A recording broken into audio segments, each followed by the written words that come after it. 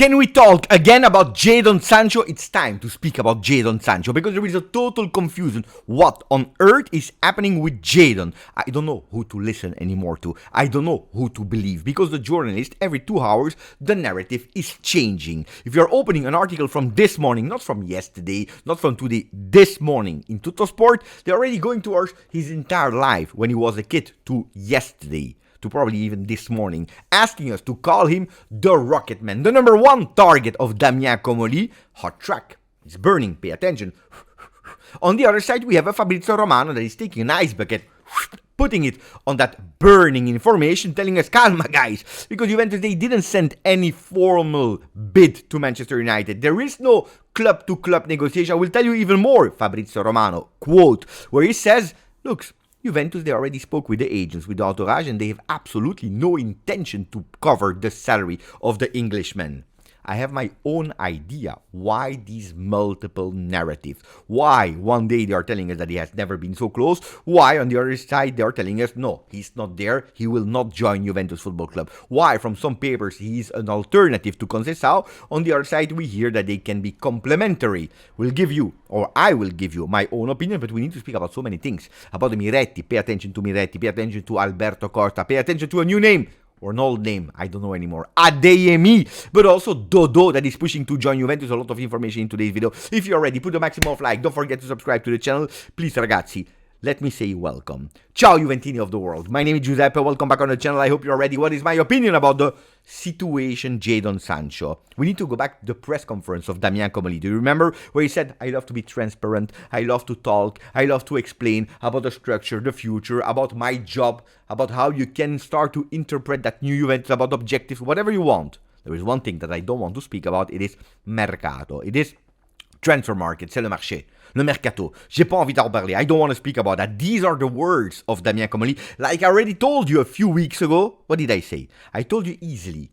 Nobody knows what is really happening at Juve. Because Juve, they closed the door.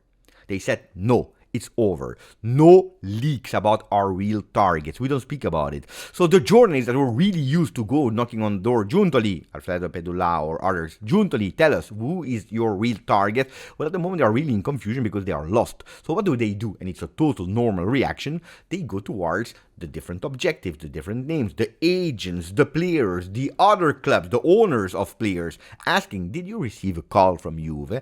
What is the situation on some players that we got in the past, information that Juventus was following? And that's where the information is coming from. And depending who you are listening to, the player, the agent, the family, the club that is owning the player, you receive different informations that are all probably correct, but they all made their own story. The only thing that we are missing here, the missing piece of the puzzle, is the one of Juventus Football Club. And this is why at the moment it's a total clear confusion about and what Manchester United would ask to Juve in terms of money, in terms of value for a last year of contract, for a reject from Manchester United. Let's be totally honest. What the player would love, we don't know at the moment what is real, what is not. We even don't know, pay attention, that's the big one, if he's really a target of Juve or is just a technique, a tactic to fool you, but especially also the other ones. The owners of the players that we really want, like for example, Conceição. Is it a tactic to actually lower the price of Conceição? Because, hey, pay attention, if it's not Conceição, we don't care, we go for Sancho. Or maybe we have Ademey already there. Could be a tactic, we don't know. So we will monitor it every single day here on GJustjuve, and that's why I'm asking you so that the people are really informed about the latest news to put a maximum of like. Don't forget to subscribe and share the channel with the entire world. If you want to read more about it, of course you have One Football, because I tell you, 19 hours ago there was an article. 22 hours ago, there was an article. 2 days ago, 3 days ago, there are at least 2, if not 3 articles about Sancho on One Football that you can read totally for free. It's super easy. You can do it with your mobile phone. In the description, you have the link, One Football, totally for free, where you have the articles. You have other articles also speaking about Juve, about the plans of Comolli, because the main candidates are revealed in that article from today, or you can just simply don't care about the news, don't care about the mercato, and you're already dreaming about the field. Like, for example, Dortmund-Juve, there is already the day, there is already the timing, like Juve-Parma, like Genoa-Juve, Juve-Inter, the real games, because actually that's why we are following Juve, because we love the game on the pitch. You can find it, everything, on OneFootball. It's totally for free. Yesterday, I watched something that was extremely funny. It was on Troll Football, I believe, that account that was actually showing, that kind of Skype call between three persons, then you have the fourth one that is entering. Well, of course, they modified it a bit, they changed it a bit with Inter, Atletico Madrid and Bayern after the 5, the 4 and the 2-0 loss against Paris Saint-Germain. They were just waiting for the fourth one that entered, and it was actually Real Madrid, where everyone started to laugh because of that loss 4-0 of yesterday. Yes, it made me laugh a lot, but not enough. Not at the level of Gazzetta dello Sport that yesterday at half-time between Paris Saint-Germain and Real Madrid when it was 3-0, they said, oh, ragazzi, Real Madrid is doing actually worse than Inter. Paris Saint-Germain, the champion of the Champions League of Europe, they're actually destroying those Blancos 3-0 at half-time.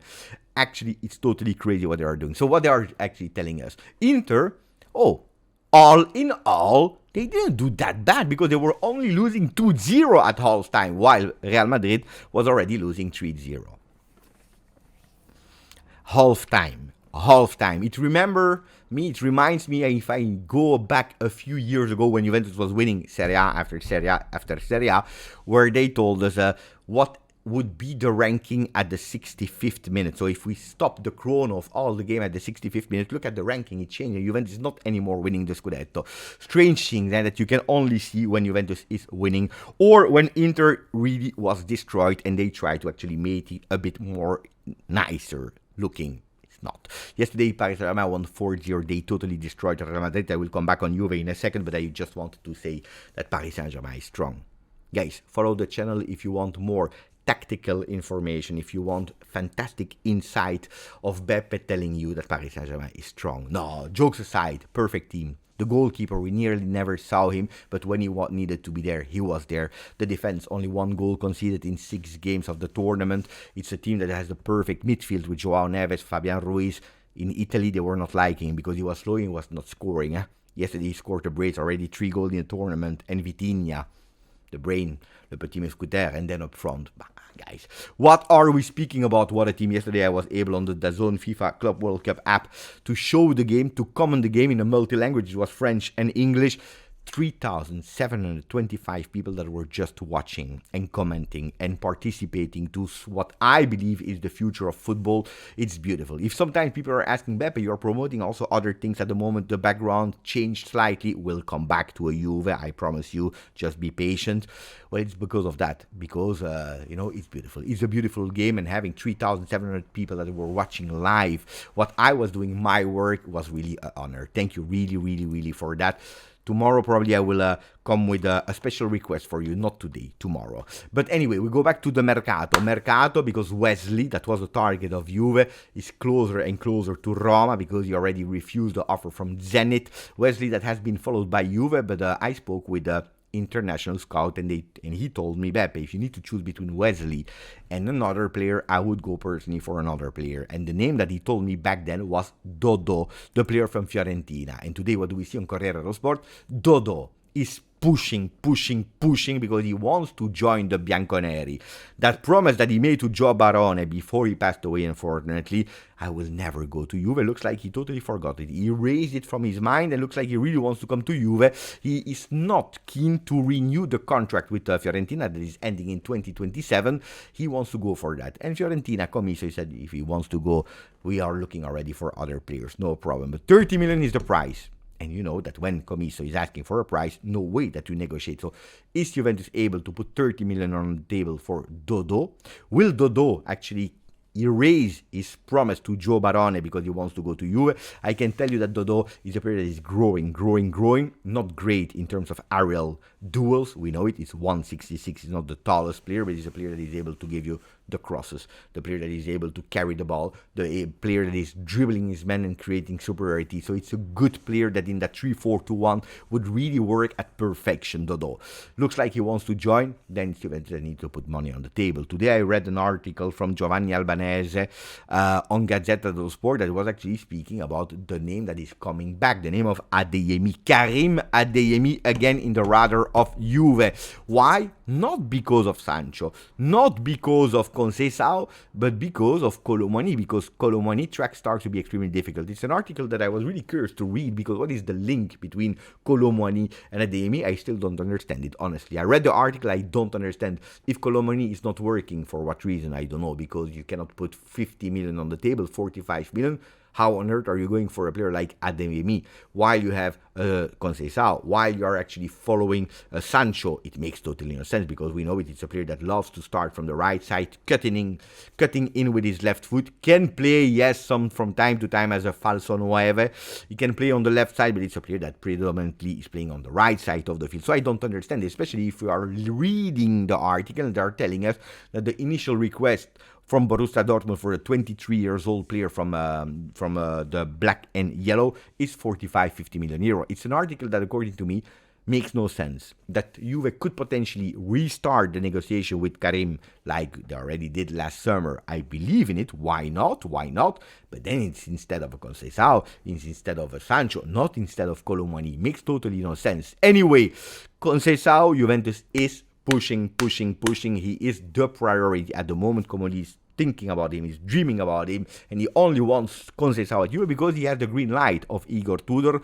22 million euro offer from Juve, so not 30, that has been refused by the Portuguese team. They are asking 25. Well, 25, I believe you need to go yesterday, not today, not tomorrow. You need to go yesterday and pay the 25 for Francisco Conceição. Today I was able to go on Data MB and checking the stats, checking how, Conceição for 25 plus, of course, what you already paid for the loan last summer.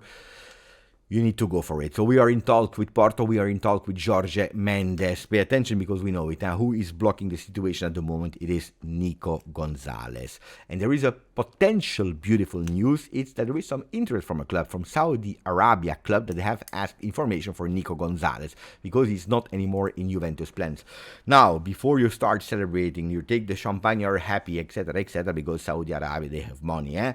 We know it. There were not that many players from Juve linked to Saudi Arabia in recent years, but when we had some, well, they all refused. So pay attention for that. Who is not refusing is an ex-possible target, or at least the name that was in the list of Calciomercato Juve. It is Retegui.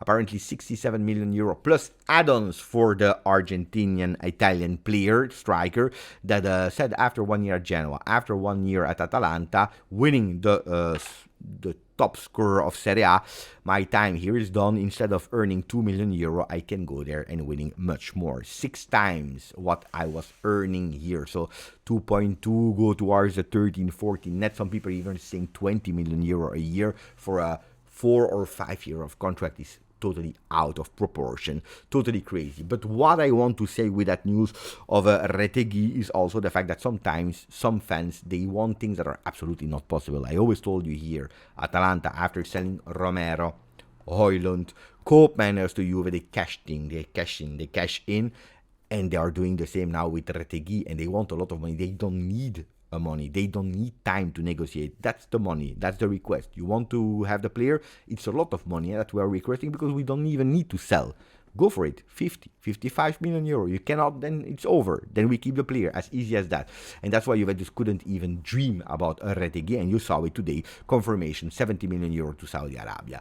Mirko Tiratali is giving us another news, because Nico Gonzalez is one story, Dusan Vlahovic is another story, but we need to sell, otherwise it will be extremely difficult. We need to have some profit, and one of the players that could possibly leave is Miretti. Fabio, after a year loan to Genoa, well, he could be on the market. 15-20 million euro is the initial request of Juve, even if Igor Tudor wants to test him, to try and to look at him. He was not able to do it at the Club World Cup because of that shoulder injury, but he could be a player on the exit. Fabio Miretti, pay attention, because who is really interested in the Italian young player? It is Manna, it is Conte. Both of them are interested, and they could possibly open a discussion with Napoli. It would hurt to see Miretti at Napoli, I tell you the truth, because it's a player that I always told you I really, really, really appreciate.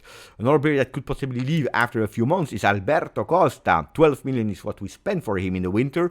20 million, this is what Sporting is offering to the Bianconeri. You make a fantastic immediately plus Valenza of 8 million euro, but I tell you, what is the problem there? That on the right side there is nobody. There is nobody anymore. Not the starter, not the sub. That's a problem.